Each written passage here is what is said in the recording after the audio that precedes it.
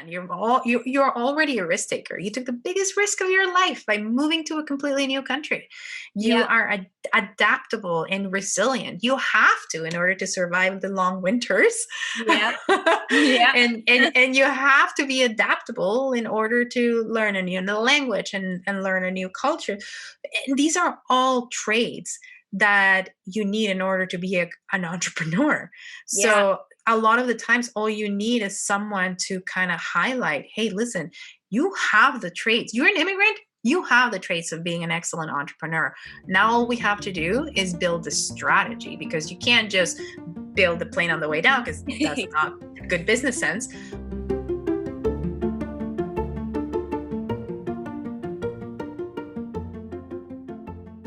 Hi, everyone. Welcome to another episode of Immigrants of Canada.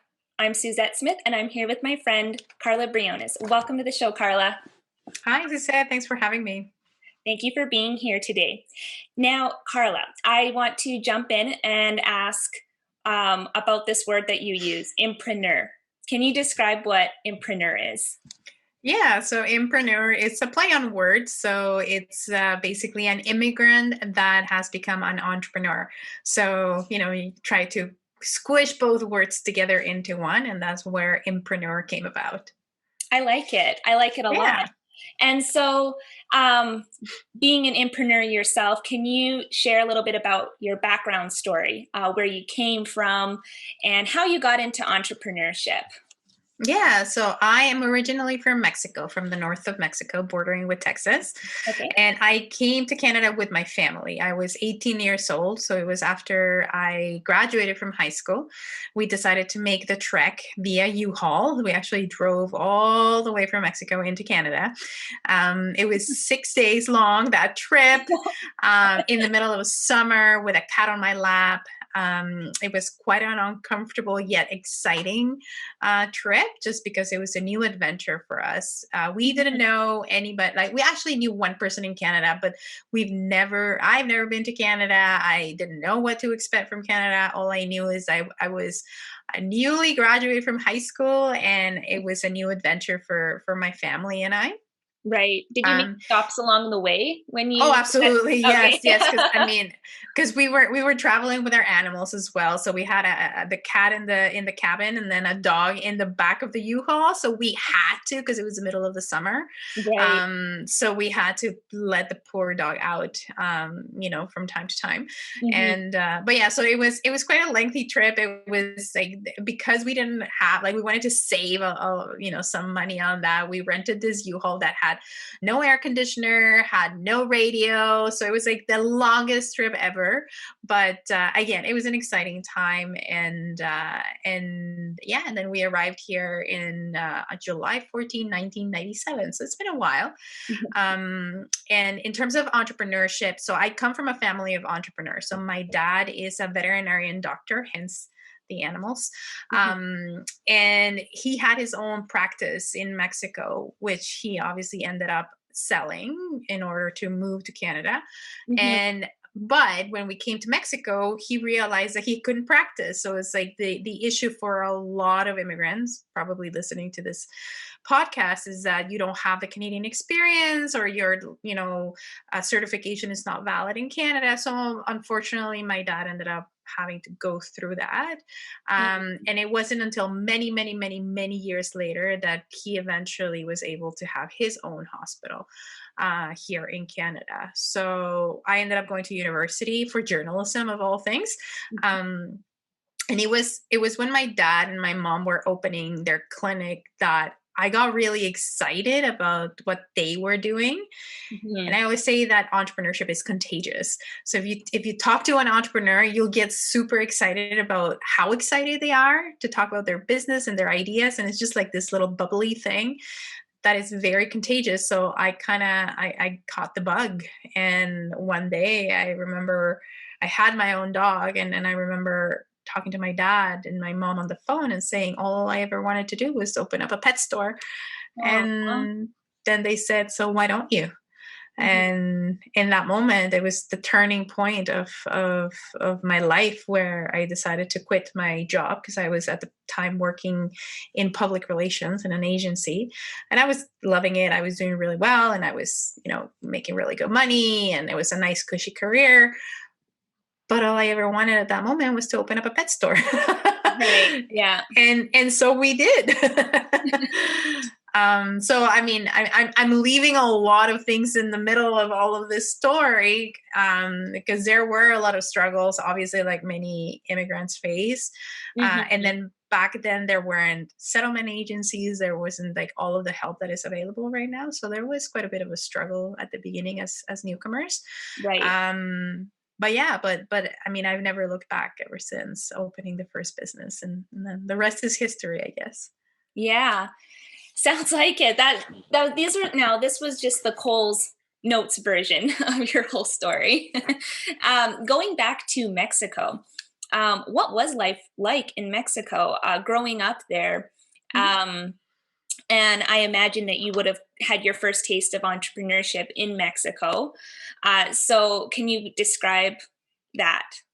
Yeah. So growing up in Mexico, I mean, I had a really happy childhood. I remember my childhood very fondly.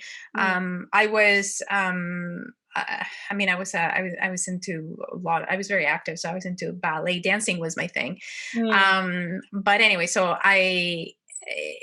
when I was little, my school was very important. Like for any, I think any Mexican, you ask them, and school is super important, and being very respectful to your teachers is super important, and getting good grades is really important.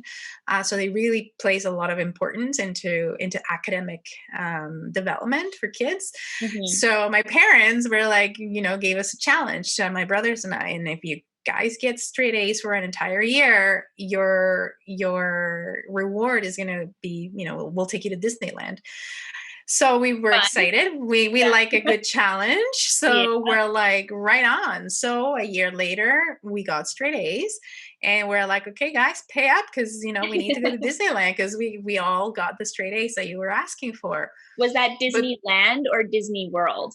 land, because Land. again, I'm from the north of Mexico, Okay. closer to Texas, so it's a closer drive to Anaheim, California. Well, closer, maybe like 12 hours. Okay. So it's ish, right?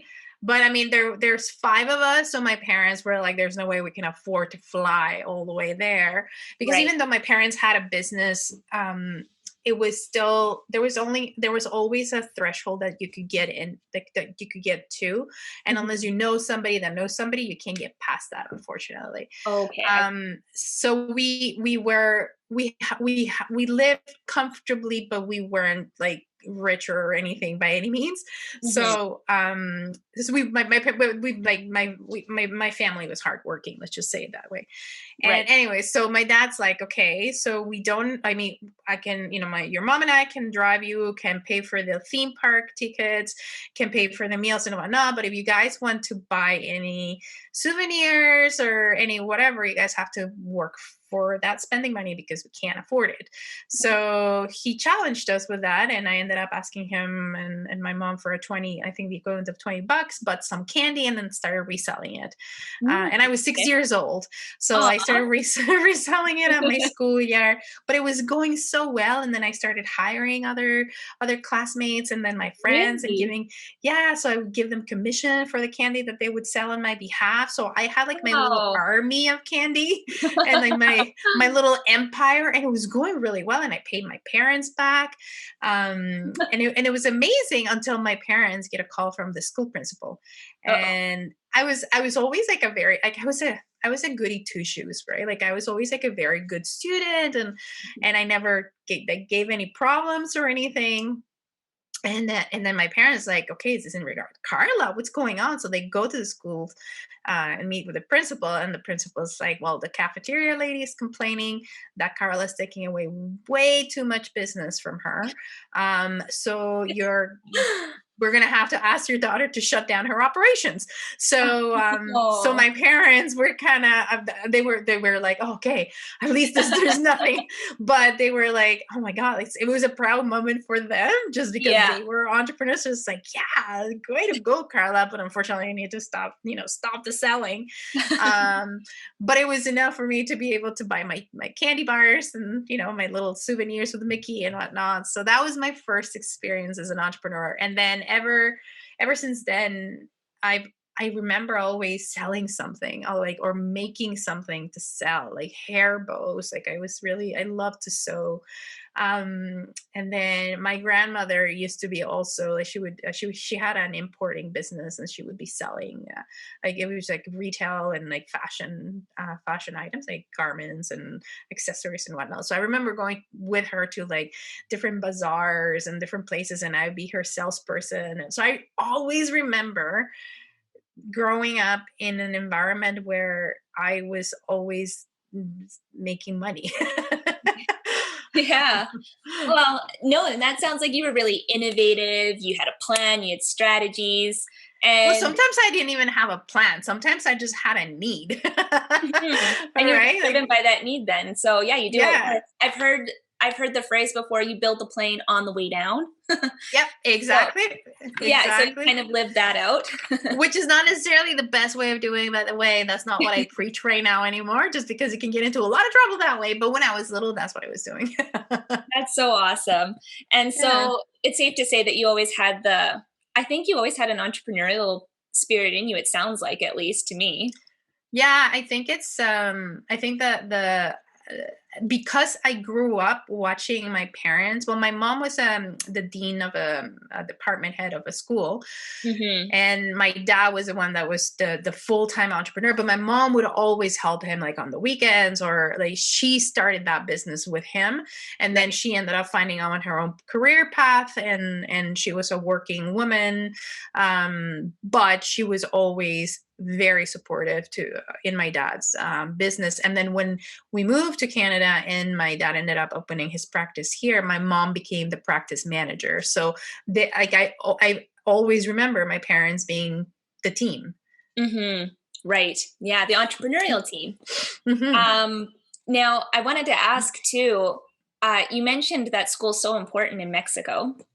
Hmm. Um, and your parents were entrepreneurs themselves. So was there any like conflicting um was there any conflict in that? When you're growing up in that environment, it's very hard to fathom, even to fathom the idea that you're going to go to school, you're going to get a job, and you're going to have enough to survive, and you're going to have enough to, to have a good standard of living. Again, unfortunately, I think it's less so now, but back then, unless you knew someone, there was a lot of nepotism. So unless you knew someone that knew someone, then you'd be able to have a job that would sustain you as an employee.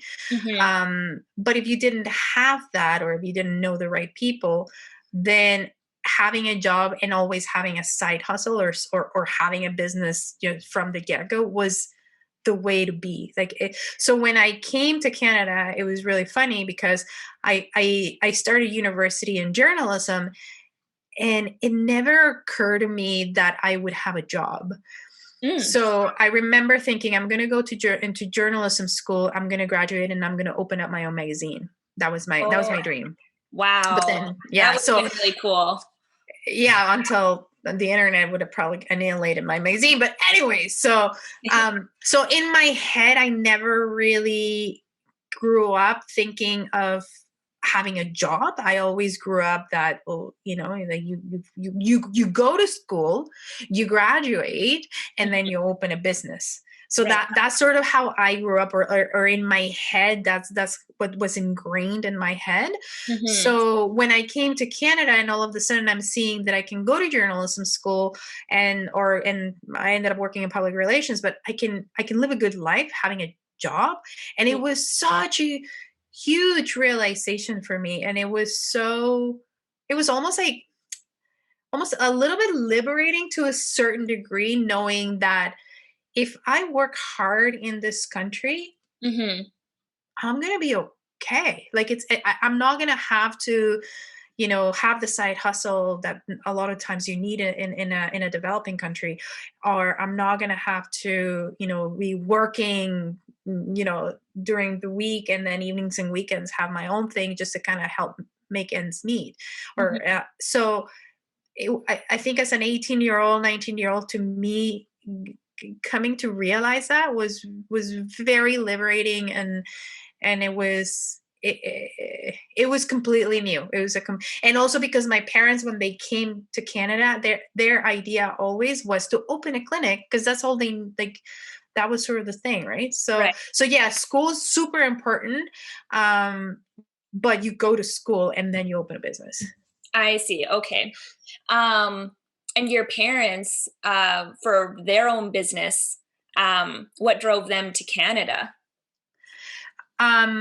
Great question. So we again are from the north, town called Chihuahua, like the little dog. Uh-huh. And unfortunately, back in the late 90s or early 2000s, which is when we were there, Mhm. the cartels and all of the drug wars and all of that you see on Netflix right now, well, all of that was actually real. I lived it. Oh, So it wasn't a safe place to be in. And as a business owner, yeah. it started getting more and more dangerous to have a business, Mhm. that to have a business and not have to get involved in that, not lifestyle, but in that environment one way or another, Right. because as a business owner, you're nowadays you have to pay like security fees to like whichever cartel is the ruling cartel. Like it's like the movies, man. So it started to become not the safest place, and my parents said this is not the place where we want to, you know where we want our kids to grow up in, even though we Right. were not kids anymore. Mhm. I'm the youngest one, so my brothers were even older than that. But they just realized that it wasn't a place where they could provide us with the opportunities that they wanted us to have. So the US was out of the question. Again, we lived in the north, bordering with the states, and unfortunately we lived the racism, because we the states was really close, and we would go, we were in the border state. So we would go to the states, and we would see the racism. We would Mm, hear, we were the recipients of racism, unfortunately. yeah. But that's just the reality of it, and geographically where we were living. Unfortunately, that's just the reality of Mexico, the Mexico and U.S. relationship. Unfortunately, Right. so I guess my parents just decided to look a little higher, and Canada was right there. I know that they wanted to stay within the same continent, at least because we have family, Yeah. and moving everywhere else kind of seemed a bit too far. So they kind of set their eyes into Canada, and off we were. And I'm so grateful that they did, because it was such a it was such a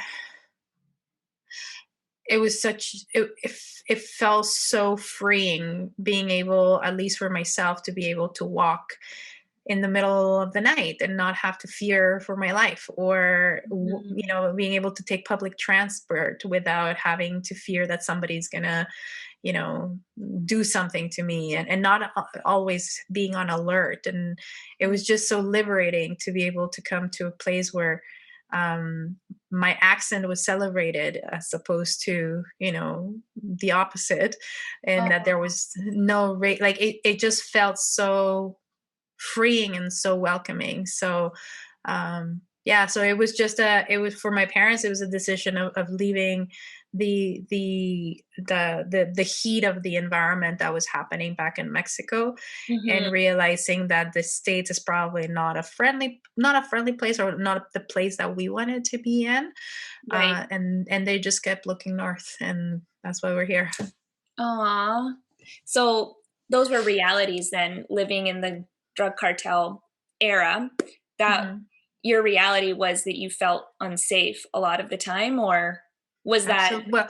Well, I wouldn't say that like that was my life, right? Like it was just that towards the end of my time there. So again, late 90s, that's when Okay. that there was a big explosion of like the cartels, and just the environment started to get fairly unsafe and violent. Yeah. And we moved to Canada, and unfortunately, it even got worse. So there were lots of deaths and lots of like kidnapping. So the stuff that the stuff that you see in those things on Netflix, unfortunately, they are based off of true stories. Yeah. And I mean, I'm a parent now. I'm a parent myself. Yeah. I would do anything.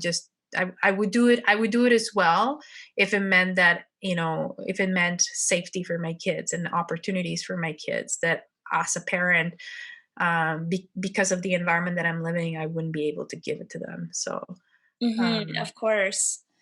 And when you came into Canada, or I should actually ask, before coming to Canada, as you were leaving Mexico, what were your initial thoughts about leaving Mexico? Was it because you mentioned you felt liberated, you felt mhm. so grateful that you could walk around at night and not worry, but was there any sadness in leaving your home behind? I guess I guess the sadness, I felt it later. I guess in the Mm, moment when I was leaving it, it was more excitement than anything else. And the reason is, I used to go to this particular high school, which was a private high school mhm. that my parents couldn't afford. Right, it was a very expensive high school, and the only reason why I was in that high school is because I had gotten a scholarship. So my good grades were basically paying for me to be in that high school. So I was this kid living in this environment of opulence and a lot of really wealthy kids. Mhm. And I was just a very hardworking, good grades kind of girl, and that's what got me through that high school and gave me the opportunity to go to that high school. So when we graduated, or we were about to graduate, all of my friends were going somewhere. All of my friends were going to the States to go to university. They were going to Europe. Like, there was a lot of money Yeah.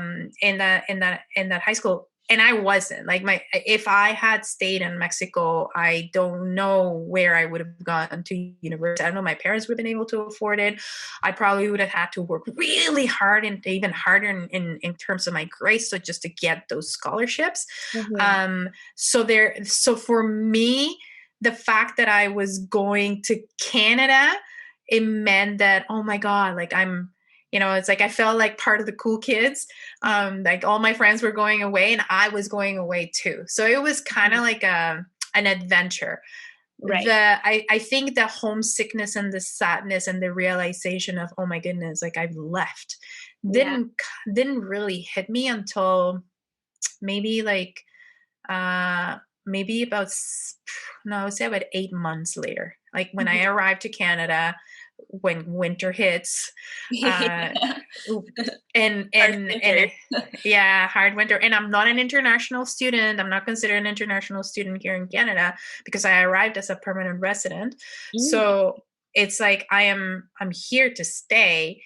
And and I made the mistake of actually hanging out with other international students, but those students, they leave. Yeah. After a few Yeah. months, they leave and you stay. Yeah. So yeah, so and feeling like I didn't really belong, and then seeing it, I think it's just like everything hits you like a ton of bricks after a few months, when especially, yeah, for my parents, when or seeing my parents, that they came and they couldn't work in their fields. And my dad, being a veterinarian in Mexico, he was selling gas from door to door as his first job. My mom was cleaning homes from being a school department head, and then Mhm. coming here and cleaning homes. So it was a big of a, like, they did what they had to do in order to put food on the table, Right. but it was still a very difficult time emotionally. Of course. And I don't think we weren't really equipped to talk about our feelings and talk about our emotions, Mm. um, because I don't know if it's my family or the Latin community. We're really proud, and we don't, and it's a very old school mentality. I don't think that way anymore, or I don't think that way. But the fact of like getting like psychological help or emotional help, that was not even that not something that we even not believed in, but we didn't even know about. Yeah. So there was a lot of bottled emotions and frustrations during those first couple of years. Hmm. So I guess in those first couple of years, that's where it really hit me. It really hit. Oh my God, I miss home. Yeah. I miss my friends. I miss my food. I miss my weather. But then at the same time, I was very happy to be able to have the freedom, the safety, and these opportunities that I probably wouldn't have had back home. So Hmm. it was a bit of an emotional struggle there. Well, yeah, it's a bit of an emotional roller coaster Hmm. because you recognize the good, but then you also have to let go of some of the old, and Hmm. um, it's just processing all of that information. And you had to do it kind of quickly too. So, it's a lot to take in. Hmm. Um, Meanwhile, at school, so while your parents are working to put food on the table here in Canada, did you help them at all, or was your primary focus just school at this point? I guess for the first couple of months, my primary focus was school because it was hard. Mhm. Yeah. It's one thing learning English or a second language in high school, and another really different thing is actually going to university in that second language, Right. Yeah. and journalism of all things. Yeah. So yeah, so I was going to school, but then I mean, obviously, selling gas contracts from door to door and cleaning homes doesn't really pay the bills. So, or all of them. So, there were points where I think there was a point where I had 3 part-time jobs to help put food on the table. Wow. And While going to school. while going to school full time. Yeah. Wow. So yeah. So I mean, and because what ended up happening is that what my oldest brother stayed back in Mexico because he was about to finish university. He didn't want to start it all over again here. So he had Mhm. 2 years left. So he ended up actually staying back. And then my other brother moved to Montreal because that's where his program was. So Okay. in Ottawa, it was just my parents and I. So it was just the three of us. So we Mm. became super like protective of each other and relying on each other. So I would see, right, like I could see that clearly that we weren't making ends meet. So um so I had to pitch in. So I mean I just felt so part of responsible, right, like not responsible, but like it was I could not do something to help my parents if they'd already done so much to come and to help me and to give me a better future, that was sort of my way of kind of saying, okay, it's you scratch my back, I scratch your back, let's work as a team here, we're a family, and at the end of the day, family's all we got. Hmm. I really admire that about the Latin community, to be honest. It's very family oriented. And Mhm. so, no matter what, you've always got your family, and your family has always got you. And so, I just think that's so beautiful, and quite different, honestly, coming from a Canadian's perspective. Because in Canada, I mean, I do believe that we Canadians do value family, but there are other values that we have. But one thing I've observed in Latin culture is family is key, always Mhm. family. Yeah, and I guess as an immigrant in general too, Mhm. right? Like if you're coming to a new country with your family, it's like, whew, like family's all you have. Like that's your stability. Like that is your constant. That is your known territory. That is where you're belonging. That's where you can actually set footing, Mhm. because outside of that family and that outside of your family home, things can things vary a lot, and things as an immigrant, like it takes a long time until you get your footing. But then really family is where you get that footing from. So I don't know if it's Latin or if it's immigrants in general. I don't know, but I'm just very grateful Mhm. that, Yeah. that my family has been very supportive. And again, I mean, we have our riffles too. Like we go through our family dramas too, but definitely they're a big support. Aw. And so, once you graduated from university, you had your journalism degree. You worked in public relations. At this point, what about starting a business? How did that kind of creep in? How did you get back into the entrepreneurial game? Yeah, so it's funny because I was just writing about that today. I was remembering all of that, and I'm like, oh, I need to write a post about this. So one of my dad's odd jobs that he got at the beginning, so he started selling gas contracts from door to door, and then he graduated to selling insurance. I think every immigrant sells insurance at one point in their lives. So anyway, so he ended up being an insurance, not broker, but like an insurance seller. I don't know what you An call them. agent, yeah. Agent, thank you. Yeah. An insurance agent. Yes. So so he became an insurance agent, and I was 19. So the gas contracts, obviously that didn't last for a long time. Yeah. And so anyway, so I was one of his first clients. He's like, hey, you're easy prey. Buy me an insurance policy. So I ended up getting a life insurance from him. And it was super cheap because I was 19, did not smoke. I was super healthy. So I think I was paying like, it was nothing, like $15 a month for like a really good insurance. Really? Wow. I didn't Yeah. know that it could be that cheap. Well, that was like back like in 1999, 2000, right? So Okay. so yeah, so it was, but because I was super young, and I was very healthy, never smoked, didn't drink, whatever. So I was like no risk to the insurance agency.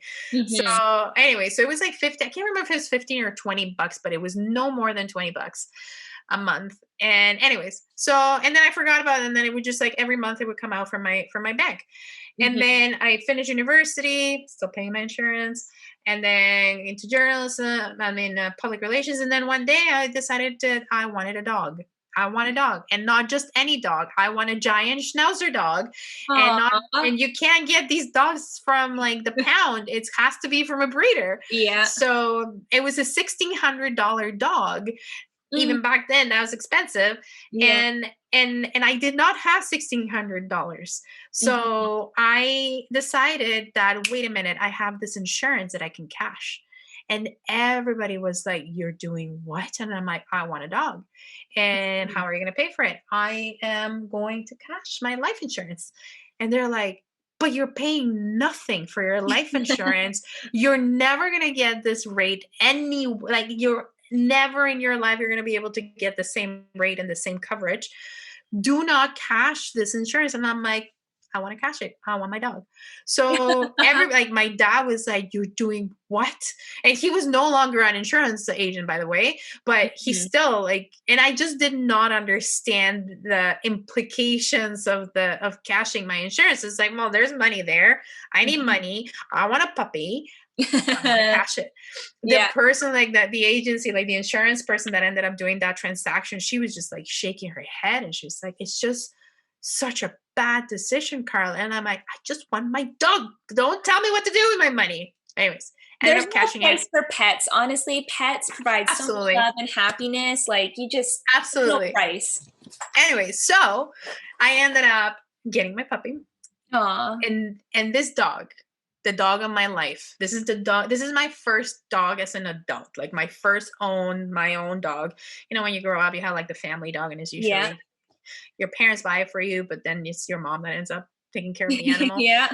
Yeah, this is my dog. So this is a dog that I would wake up at 5 in the morning to take him for a walk, and then I would hire a dog walker for the middle of the day, and then sometimes he would Mhm. go to daycare. Just like this Aw. was like the most, socialized, beautiful, amazing. He was my first baby. Like he was my first child. He's the dog that made me a mom. He's the dog that made me an adult, a responsible adult. Aw. And in the end, he's the dog that made me an entrepreneur, because I remember looking at this dog one day and telling him, like, I'm going to get you a store, buddy. Like, you need a pet store. Aw. And, What was I his just, name? Pepe, Sorry. What was it? Pepe. Pepe. Okay. Yes. Cute. So anyway, so I ended up, I remember that conversation with my parents. I was working in public relations. Pepe was in daycare, but doggy daycare that day. And I just told my parents, you know what, all I ever want is to open up a pet store. And, that's what my parents said. So why don't you? And Mm. I think that was the sort of I think that was the I think that was not permission, but that was like sort of like the the green light that I needed from my parents after going through everything that we've gone through, after Mhm. going through university, after, just going through everything that we had gone through together. And I'm working in this great job, cushy pay, like fast track career. And in my head, I'm like, they're probably going to be disappointed in me that I want to give all this up Mm. to open up a pet store. But them asking me, so why don't you? It was like a slap in my face because, like, yeah, they've gone through all of the struggles and they still managed to open up their hospital because that's what they always wanted to do and they went for it. So, what's stopping me? And Mhm. that was the turning point. And I ended up opening a global pet food, so a shop in the Ottawa area. And yeah, and then a year later opened up a second one, and Pepe came to work every single day with me. I was Aw. pregnant when we actually did this, so Mhm. when we opened our first store, my daughter turned 1, so I was a new mom, a new business owner. Mhm. But yeah, so it was the worst best decision of my life was cashing that life insurance, getting that dog, and then that dog eventually is what got me into business. Oh, we have a lot to say thanks for, right? Thanks to Pepe. Yes, Aw. exactly. Aw, so cute. And if you don't mind me asking, is Pepe still with you or? No, Oh, unfortunately not. He ended up coming to work with me every single day until the day he passed. aw, so he lived a He fulfilled, happy life, is what you're saying. he did. He did. Aw. He left his legacy. Yeah, he did leave his legacy. That's amazing. I love that. Um, and so you open up your pet. Sorry, it wasn't a pet store, but it was a pet. Oh, it's like a Food, pet food and accessories. So we didn't sell food. pets. Yeah. Like Okay. no live animals or anything. I don't really subscribe to that belief. Right. I'm more it's more of a natural, holistic Hmm. animal foods and accessory supplements and whatnot. And a lot of Canadian made products. Okay. So Mhm. you opened up this business, and then after, what happened? So I ended up, so I opened up one store. Hmm. And then about 8 months later, I was walking in a different neighborhood with my daughter, and I realized that there was beautiful location available, and there were no pet stores in that neighborhood. So needless to say, 4 months later, we were opening our second location. Hmm. And then we stayed, like I stayed working. I had my second daughter.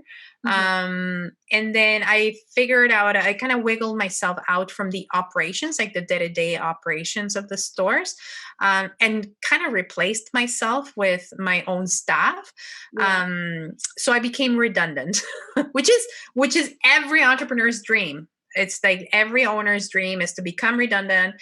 So making sure that you don't have to work in Yeah. the business but on the business. So I achieved that, but then I got bored, right? Because Hmm.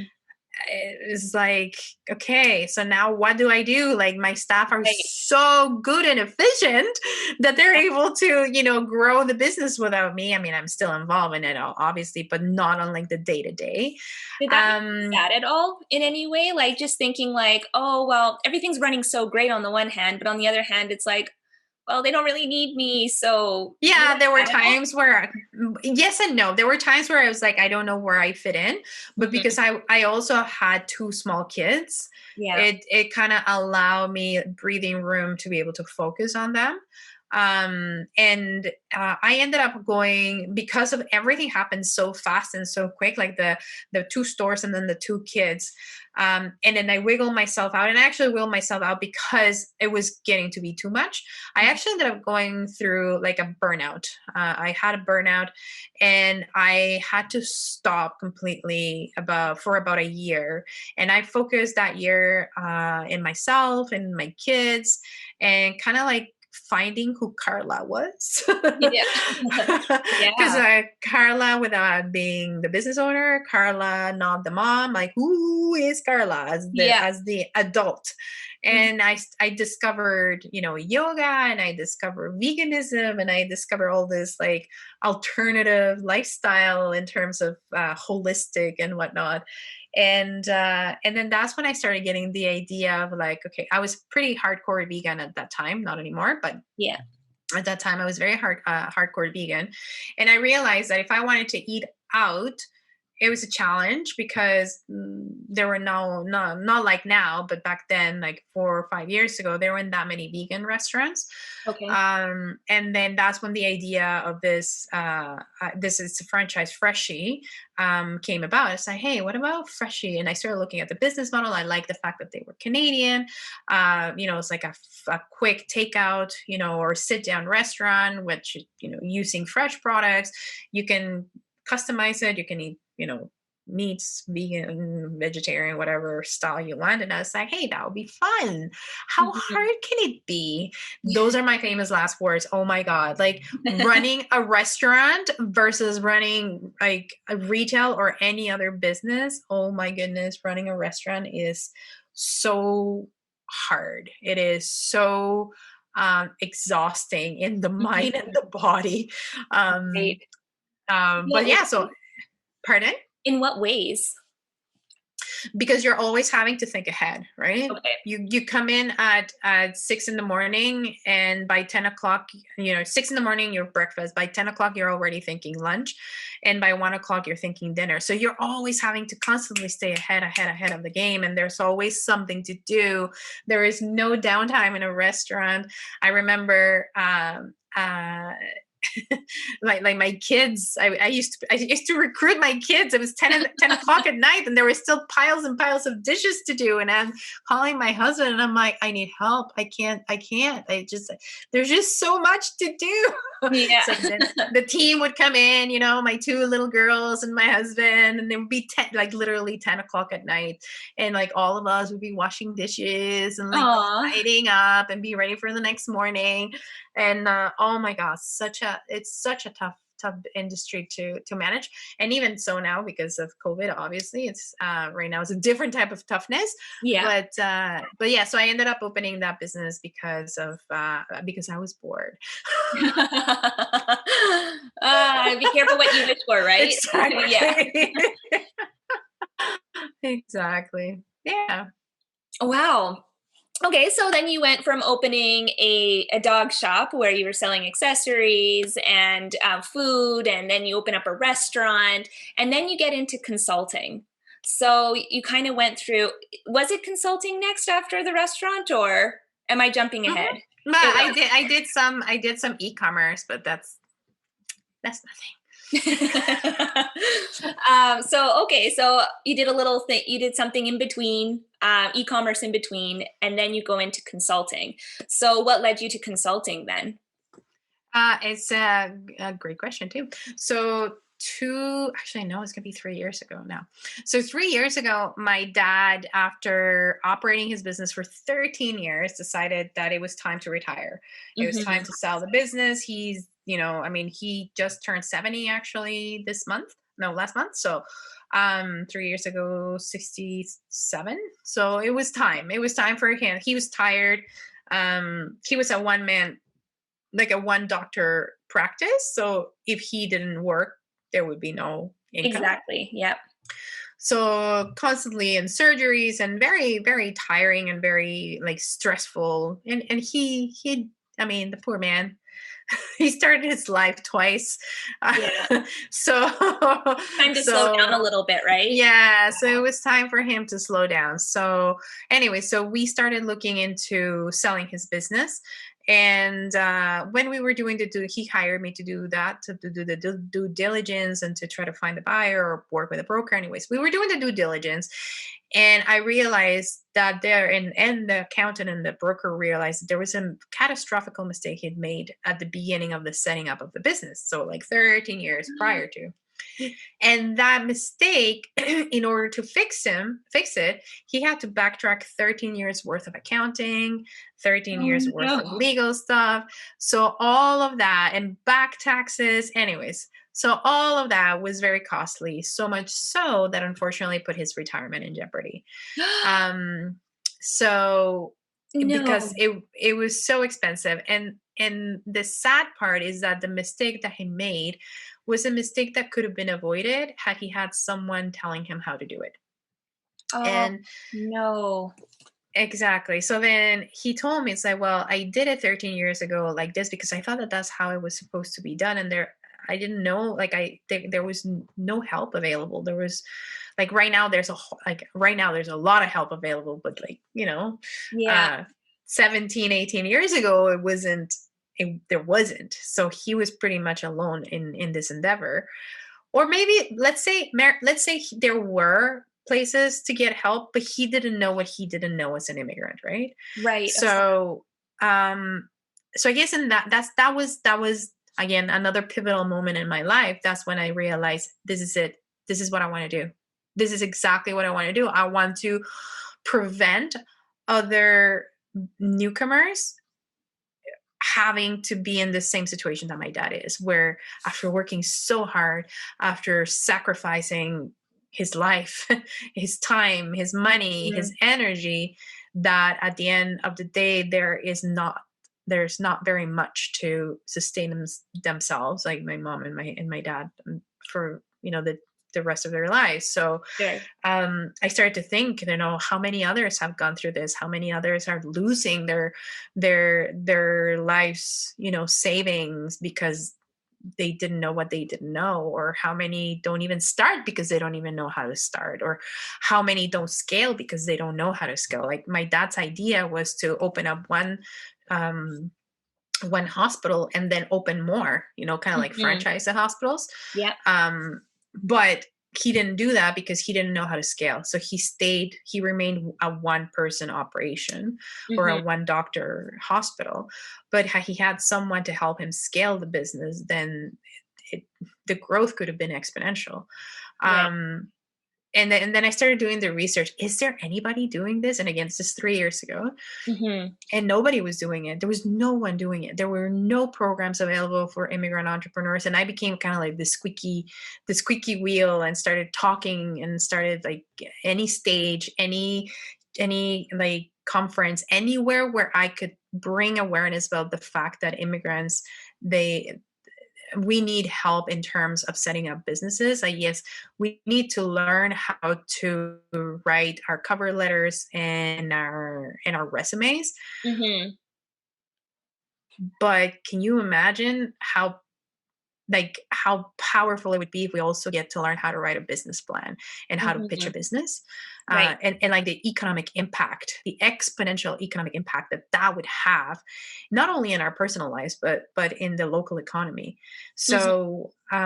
So then I started talking and advocating, and raising awareness about the fact that our credit history doesn't migrate with us. So that means that we have no access to loans, we have no access to a lot of startup loans, and not the grants, but startup loans that are available for people who already have a credit history. So Right. anyway, so I started advocating for this, and then through my own learnings about how to run different types of businesses, and how to open them from the ground up, and then with my dad, how to sell, how to buy, and whatnot. So I decided that that's what I want to do. I want to consult on any type of business strategy, whether it is starting, scaling, or acquiring or exiting a business, like, and targeting it to the immigration population, because that is the population that when they come to Canada, they don't know what they don't know. Mhm. And you went through it too. You and your family are living proof. So Yeah. who better to ask than an immigrant that has made it in Canada? So, And also understands the fears that immigrants go through, the difficulties, but also understands the innate entrepreneurial abilities, mhm. and and and characteristics that an immigrant has already, and then just helping them realize, man, you're already a risk taker. You took the biggest risk of your life by moving to a completely new country. You Yeah. are adaptable and resilient. You have to, in order to survive the long winters. Yeah. Yeah. And you have to be adaptable in order to learn a new language, and learn a new culture. And these are all traits that you need in order to be an entrepreneur. Yeah. So a lot of the times, all you need is someone to kind of highlight, hey, listen, you have the traits. You're an immigrant. You have the traits of being an excellent entrepreneur.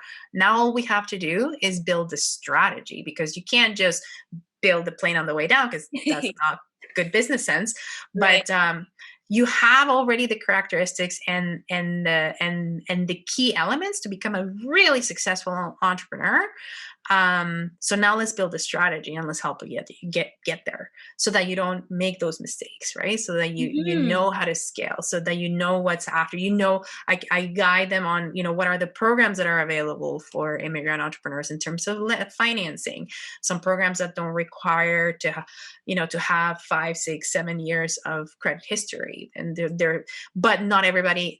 As an immigrant, you don't even know that these exist, because you come from countries where you're not used to the government helping you, and Yeah. you're not used to the government having all of these programs available, because you learn to fear the government. You come to Mhm. this country, so automatically your brain doesn't compute the fact that there could potentially be all of these programs available to help you open up your business as an immigrant. So I kind of highlight that, hey, did you know about all of these programs available? Did you know about, and then this is a way, that you can build your business model canvas, or your, business plan, if you're going to go for lending, so on and so forth. So I just kind of highlight the parts that I know that are blind spots when Mhm. you are an immigrant. Mhm. Does the whole process seem really surreal to an immigrant when they first come to Canada, even just knowing that the government can help you? Like, I don't understand how that might feel like, just because I'm not an immigrant, so I wouldn't know what Hmm. that feels like, but I can imagine it would feel surreal. Do a lot of It immigrants is. feel really are they surprised to learn about this stuff? Absolutely. Like, I remember the the tax child benefit, Mhm. to me, coming in, and I was like, what? They help you for having kids? Like, if you live under a certain, revenue, or under a certain salary, like, the government gives you money to help you for your kids expense. Like, to me, that was like, holy, what? That's like, my brain just does not compute. Yeah. And then yeah, so there are definitely those times of, that whiplash. There's like, what? And it's a happy whiplash, right? But it's Yeah. like, oh my god, like, this is so civilized. It's so nice. Yeah, so there are definitely those elements of surprise, but like good surprise, right? And Yeah. then and like the business point, or the business side, for example, you can see it even right now with the COVID and all of the different tax help, like, not tax programs, but like the different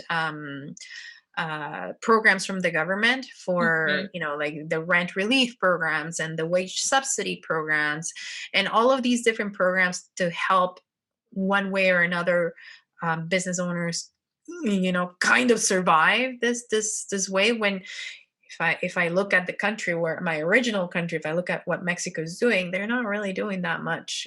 But Right. that's normal. Well, not normal, but that's like, that's how I grew up. So when I started seeing all of the different programs that are available, that were starting to pop up here, Mm. even now, right now, after being in Canada for 20 years, like, I'm still whiplash, and I'm like, holy moly, like, like, sometimes, like, I'm speechless. There's a We're new gonna surprise pay. every day. Yeah, exactly. We're gonna pay for them in our taxes Of down the course. road, Yeah.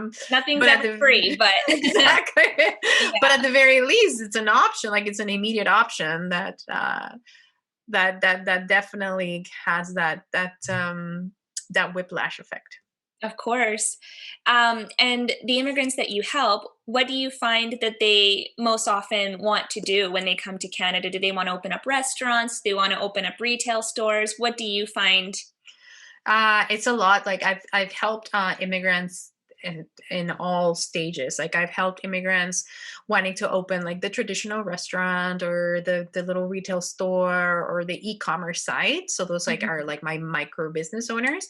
But Yeah. I've also helped immigrants that are developing tech startups and that are getting into venture capital Mm. fundraising. I have immigrants that are developing construction companies, others that are developing, which one I'm working with right now. Some that I want to get into franchising. So because I have experience with franchising, I help them with that. Architecture firms, everything, like everything. Like at the end of the day, it doesn't matter. I'm not an architect, but at the end of the day, business is business. Yeah. So there's strategy and there's a way to get to that strategy. It's like a system. Mhm. So getting to, at the end of the day, if you're going to ask for a loan, you need a business plan. So these are the elements of the business plan. Let's look at the numbers. Let's look at your performance. Let's look at your financial projections. At the end of the day, like business is business and the numbers won't lie. Mhm. So yeah, so I help in any stage, whether they want to open, they want to scale, they want to acquire, and it's any industry at the end of the day. And if there's a particular industry that I am not familiar with, Mhm. I had, for example, a lawyer who wanted to open a practice. I'm not familiar with legal practices, but then I have somebody that I kind of pass them on to. Okay. That's Hmm. really cool. And it's so versatile too, it sounds like. Because you just said yourself, business at the end of the day is business. It doesn't matter what industry it is, it kind of has a formula per se. You need to do Yeah. A, B, and C. I mean, not always in that sequence. No, Sometimes. no, but yeah, but you know what? Even on the startup, like the on Hmm. the on the startup phase, there is A, B, C. And that's the beauty of it, right? Like that's the beauty of business here in Canada is that if you follow A, then B, then C, you have a business. Hmm.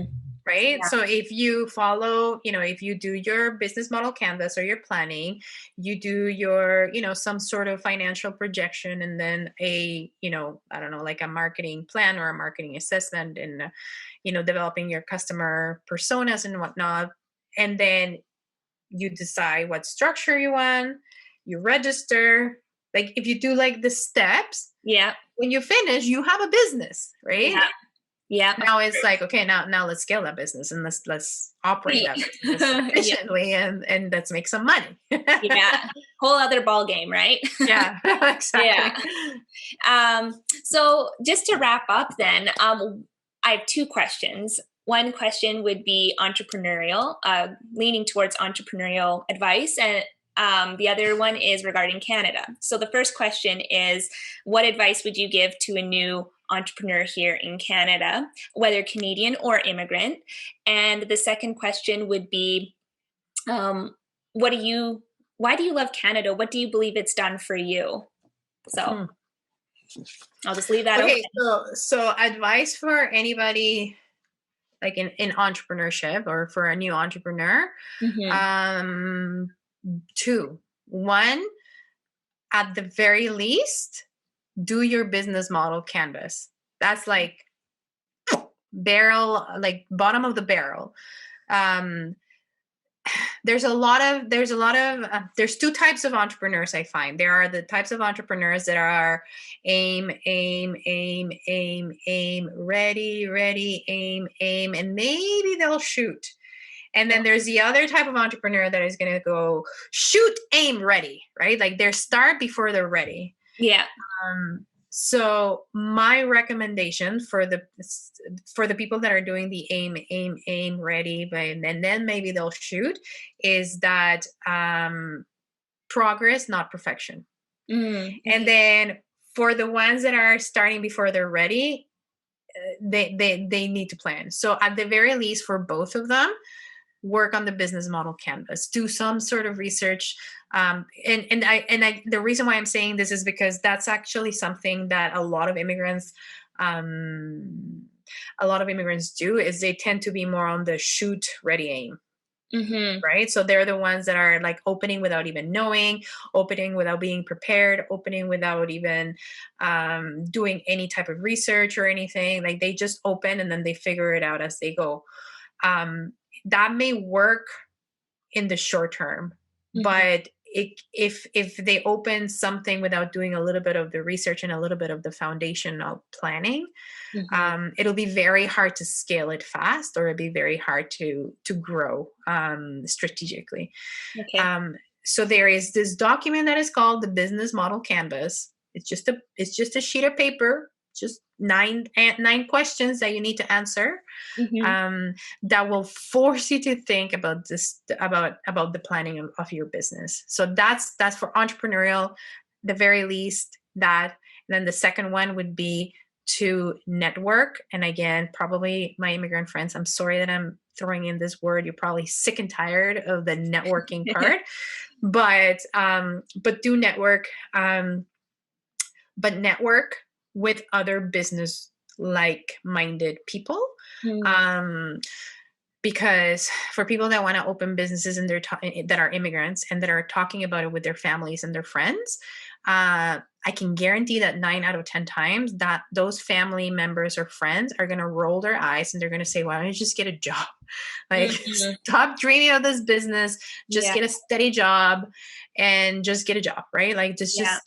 just get a job." And they kind of they because they want you to be safe and because they want you to have that standard of living that everybody sacrificed for. They just Right. You can get a job, you can make it in Canada if you have a really good job, Mm-hmm. but and you don't need to have a business anymore, right? You don't need that business in order to survive, because in Mm. Canada you don't have to have, you can survive with a job. So Yeah. if you are talking about your business with your and networking with people within your cultural group, friends, family, 9 times out of 10 you're going to find that resistance. Yeah. However, if you go out of your cultural group, if you go out of that environment and pluck yourself in an entrepreneurial environment where, even if you don't have your business open yet, by the way, entrepreneurs, we love to meet people that haven't started businesses but are thinking, because we get so excited about their ideas. And then we're like, oh my God, I need to connect you with this person, with that person. Yeah. We just get so excited about other people thinking about opening a business. And that's why I recommend networking in those groups. Even if you don't have your job yet, even if it's just an idea, pluck yourself in that group, Mm-hmm. because entrepreneurship is contagious. Yeah. And experienced and seasoned entrepreneurs, we get really excited when we find the person that is just starting out. And we're like, ooh, and what do you want to do? Ooh, that sounds exciting. Actually, you know what? I know someone that's done it, and I'm going to connect you with that person. So that's the beauty of the ecosystem here in Canada. Yeah. So for entrepreneurs, work on your business model canvas and do networking in like-minded business groups. And you can find those through Meetup, well, online now, everything is online, but meetup.com. Do a Google search on your local small business enterprise center, so the Mm-hmm. SBEC. There's a whole bunch of free events there. Eventbrite has a lot of events too. Some of them are paid, some of them are not. Um, Everything's online right now. So there's tons of opportunities to do networking with people that are kind of in the same wavelength of entrepreneurship. And what was the other question? Oh, yes. Um, Canada. So, what are you most thankful for being Mm. here in Canada? I guess I think of Canada, and the first word that comes to mind is opportunity. So I'm grateful for the opportunities.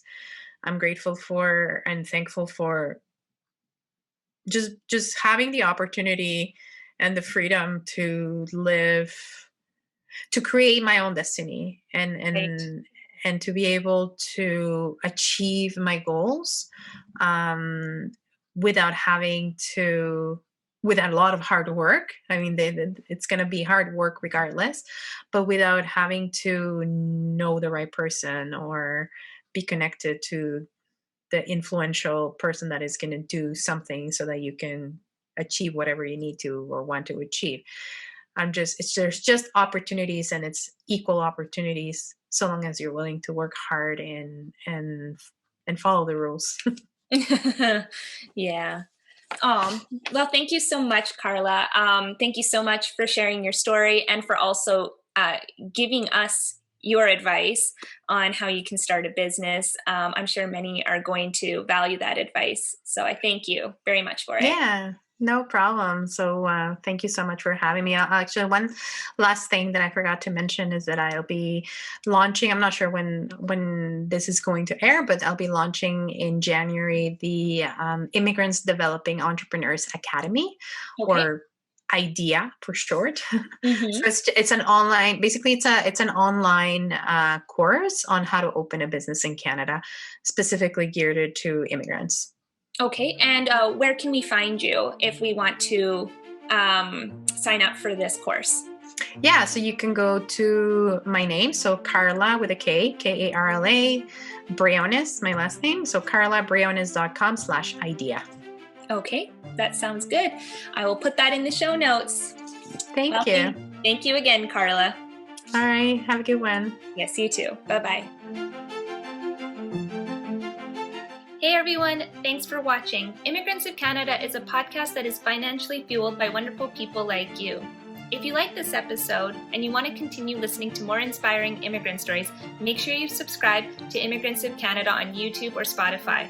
Or if you'd like to donate, you can visit www.immigrantsofcanada.com. Thanks, and see you in the next episode.